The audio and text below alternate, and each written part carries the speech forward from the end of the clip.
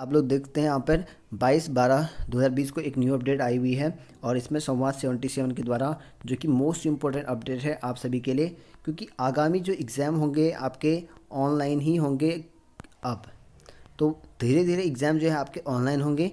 तो इसमें आप लोग देखिए यहाँ पे क्या कर रखा है कि विषय एक से अधिक सत्र, यानी कि आपका यहाँ पर जो एक से ज़्यादा जो शिफ्ट हो रखा है आयोजन होने वाली परीक्षाओं के परिणाम के नॉर्मलाइजेशन के संबंध में, यानी कि अगर आपका एक परीक्षा है, टोटल परीक्षा आपकी एक ही है, लेकिन उसमें जो है शिफ्ट वाइज अलग अलग यहाँ पर डे का रखा है या अलग अलग शिफ्ट में आपका पेपर हो रखा है, तो ऐसे पेपरों में आपका क्या होगा, नॉर्मलाइज होगा। ये आपके लिए हमेशा अब मान्य होगा ये चीज़ें, क्योंकि अब कोई भी ऑनलाइन पेपर होगा आपका तो उसमें एक दिन में पॉसिबल नहीं होगा, तो उसमें क्या करेंगे, नॉर्मलाइज़ करना पड़ेगा। तो नॉर्मलाइज़ करने का तरीका भी यहाँ पर दिया हुआ है नीचे। देखिए, ऑनलाइन परीक्षाओं के आरंभ के बाद कुछ अभ्यर्थियों द्वारा फिर से यह परीक्षा की जा रही है कि शिफ्ट में आयोजित हो रही ऑनलाइन परीक्षा का परिणाम किस प्रकार तैयार होगा। इस संबंध में स्पष्ट करना है कि आयोग द्वारा पूर्व में कार्यालय ज्ञापन, जो कि यहाँ पर 15/2/2020 को दे रखा है, ऐसा यहाँ पे कहा गया है कि नॉर्मलाइज प्रक्रिया एवं इसका जो सूत्र फॉर्मूला भी यहाँ पर जारी किया गया है। तो यहाँ पर देखिए नॉर्मलाइज होगा आपका और उसका जो सूत्र या फॉर्मूला है वो दे भी दिया है। और कार्यालय ज्ञापन दिनांक 15/2/2020 की 1 प्रति सभी अभ्यर्थियों के उपयोगार्थ इस आशय से संवाद पृष्ठ पर जो है प्रकाशित की जा रही है।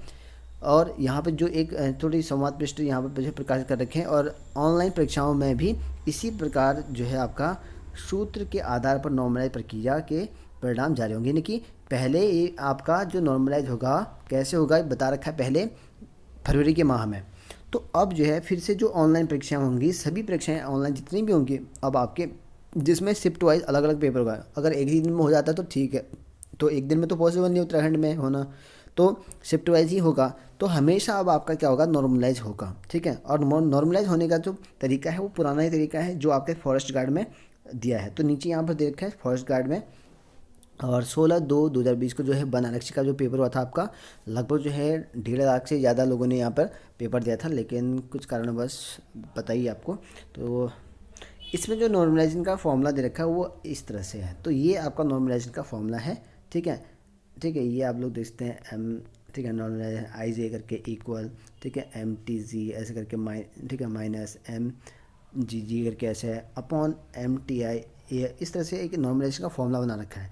तो इसमें जो यहाँ पर लिखे गए हैं MG का मतलब है कि आपका actual mark obtain by the jth candidate in the 8th section. तो कोई भी सेक्शन में कितने कैंडिडेट थे और उसके ऑब्टेन कितने हैं, टोटल जो एक्चुअल मार्क्स हैं वो बताना है वह, ठीक है, उसमें आपका यहाँ पे बताया जाएगा। मतलब ये इस तरह से है कि एक्चुअल जो मार्क्स हैं जिसने प्राप्त कर रखे हैं और जेथ कैंडिडेट में, ठीक है, जितने भी कैंडिडेट हैं उसमें और उस सेक्शन में, मतलब ये है कि मान लो आपका फर्स्ट सेक्शन है, उसके टोटल कितने कैंडिडेट कर रखे हैं और एक्चुअल जो ऑब्टेन प्राप्त है उसका मतलब है।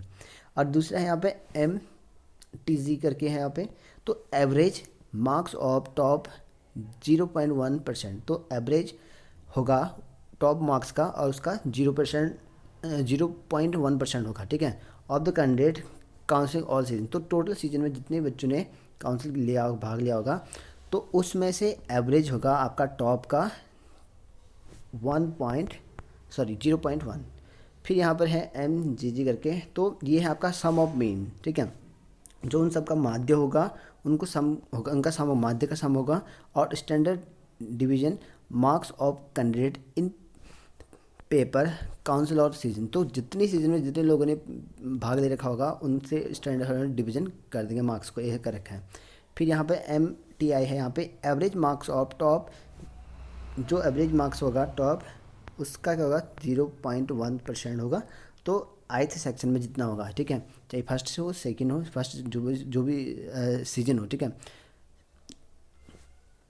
और यहाँ पर है आपका MIQ, तो ये sum of mean marks and standard division of 8th season. तो यहाँ पर जो है आई सीजन में जो भी आपका सीजन हो, जो आपका फर्स्ट सीजन, ठीक है, कोई भी सीजन हो, यहाँ पर जो है आपका मीन निकालेंगे उसका, ठीक है, सम कर देंगे। तो यह फॉर्मूला जो है आपका दोनों पालियों में प्रश्नों को कठिनाई के स्तर पर जो है जो संतुलन बैलेंस कर देगा, इस तरह से यहाँ पे कहा गया है।